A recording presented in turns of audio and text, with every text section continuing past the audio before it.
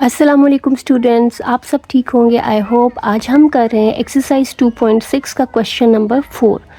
Class 9 का maths है और नेशनल बुक फाउंडेशन की बुक है जो फेडरल के स्कूल्स में पढ़ाई जाती है। तो इसका क्वेश्चन नंबर 4 स्टार्ट करते हैं।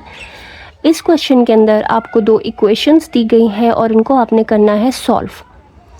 इक्वेशन सॉल्व करने का मतलब ये होता है कि उस इक्वेशन के अंदर जो आपको वेरिएबल नज़र आ रहा होता है आपने उसकी वैल्यू फाइंड आउट करनी होती है। फॉर एग्ज़ाम्पल जो पहली इक्वेशन है वो है 4 और उसकी पावर में लिखा हुआ है x equals to 24।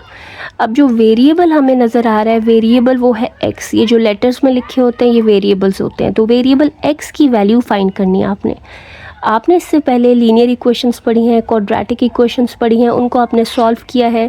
Radical signed equations भी शायद पढ़ी हो आपने कभी। और तो डिफरेंट टाइप्स ऑफ इक्वेशंस होती हैं, लेकिन ये जो इक्वेशन है इसमें वेरिएबल पावर या एक्सपोनेंट में लिखा हुआ है, यानी ऊपर लिखा हुआ है। तो ऐसी इक्वेशन को हम कहते हैं एक्सपोनेंशियल इक्वेशन। तो एक्सपोनेंशियल इक्वेशन अगर आपके पास आ जाए तो हम इसको लॉग यूज़ करके सॉल्व कर सकते हैं। लॉग यूज़ करके ये इक्वेशन बहुत आसानी से सॉल्व हो जाती है।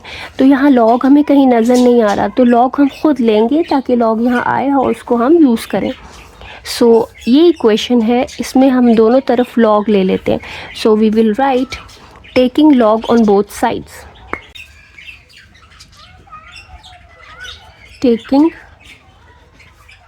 log on both sides। यहाँ भी log लो, यहाँ भी log, यहाँ log लोगे तो ये आ जाएगा log of 4 raised to power x और यहाँ log लोगे तो आ जाएगा log of 24। log of 4 raised to power x, log है 4 का और 4 के ऊपर एक पावर है, तो log का रूल है कि जो पावर होती है ना ये log से पहले लिखी जाती है। ठीक है, तो ये पावर आ जाएगी यहाँ पे, x को शुरू में ले आएंगे, x log 4 ऐसे रह जाएगा is equal to log of 24। अब x आपने फाइंड आउट करना है, ये अननोन है तो इसको इधर ही रखते हैं और इसके साथ ही जो log 4 है इसको दूसरी तरफ ले जाते हैं।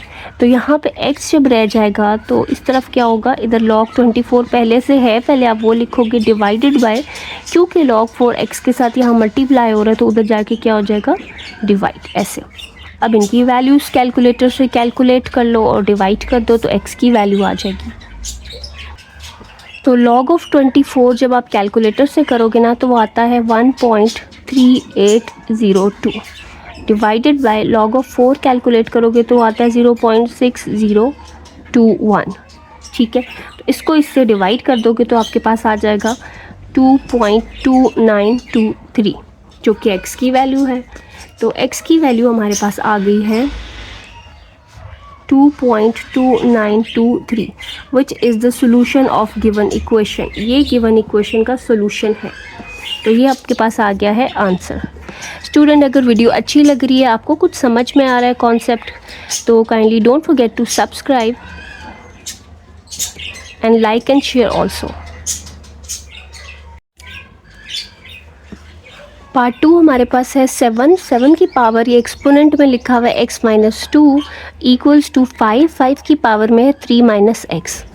वेरिएबल यहाँ पे x है और वो है एक्सपोनेंट में, तो आप क्या करोगे, ऐसी इक्वेशन को कहते हैं एक्सपोनेंशियल इक्वेशन। और इस तरह की इक्वेशन को सॉल्व करने के लिए दोनों तरफ लॉग लिया जाता है ताकि जो एक्सपोनेंट है ना वो नीचे आ जाए। जैसे हमने पार्ट 1 में किया है, लॉग जब हमने लिया तो वेरिएबल जो था एक्सपोनेंट में था, पावर में, वो हम नीचे ले आए थे लॉग का रूल यूज़ करके, तो फिर उसको सॉल्व करना ना आसान हो जाता है। तो यहाँ भी यही स्ट्रैटेजी यूज़ करेंगे, taking log on both sides.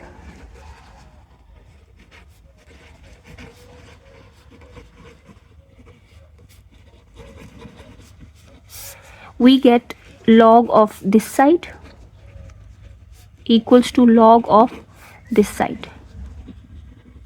log है 7 का, 7 के ऊपर है पावर, तो ये रूल है log का कि जो पावर होती है वो log से पहले आ जाती है। तो इसकी पावर है x-2, तो x-2 पूरी log से पहले आ जाएगी और ये बन जाएगा x-2 और आगे रह जाएगा log 7। सिमिलरली यहाँ पे 3 - x पावर है तो 3 - x पूरी पावर पहले आ जाएगी ऐसे और आगे रह जाएगा log 5। ठीक है। अब log 7 और log 5 कैलकुलेटर से हम कैलकुलेट कर लेते हैं। तो यहाँ पे है x-2 log 7 आप कैलकुलेटर से कैलकुलेट करोगे, फाइंड आउट करोगे तो आपके पास आएगा 0.8450, 4 डेसिमल तक लिख लेना। 3 minus x multiplied by log 5 जब आप कैलकुलेट करोगे तो वो आएगा 0.6989।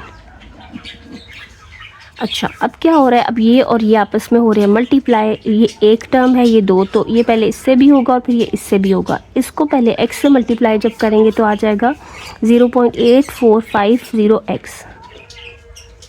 बहुत ध्यान से आपने ये कैलकुलेशंस करनी है। माइनस अब ये इससे मल्टीप्लाई होगा, इसको जब 2 से मल्टीप्लाई करोगे ना तो आपके पास आएगा 1.6900। ठीक है, इसको हमने इससे भी मल्टीप्लाई कर दिया, इससे भी, तो ये दो टर्म्स आ गई इक्वल्स टू।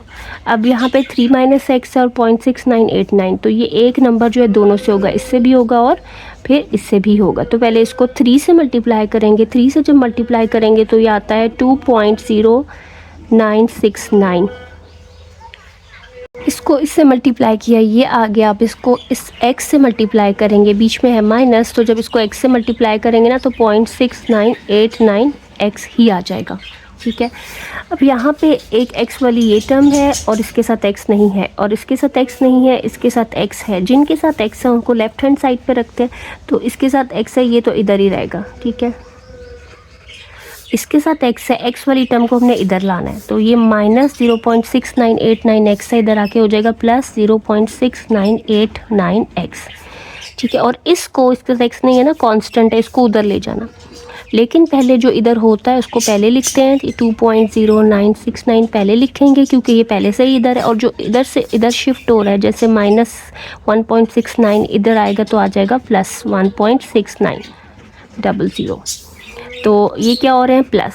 इन दोनों ऐसे प्लस करना है। x के साथ ये जो नंबर आपको नज़र आ रहा है 0.8450, और इस x के साथ ये जो नंबर, इसको हम कोएफिशिएंट कहते हैं 0.6989, इन दोनों को ऐड कर लेना। कैलकुलेटर से इनको ऐड कर लोगे, इसलिए कि ये दोनों लाइक टर्म्स हैं, तो ये आता है 1.5439x इज इक्वल टू, ये दोनों भी लाइक टर्म्स हैं तो ये भी ऐड हो रही हैं, ये इनको ऐड करके आएगा 3.7869।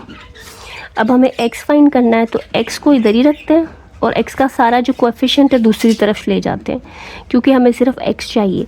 कोएफिशिएंट इधर मल्टीप्लाई हो रहा है तो उधर जाके क्या हो जाएगा, डिवाइड। 3.7869 divided by 1.5439।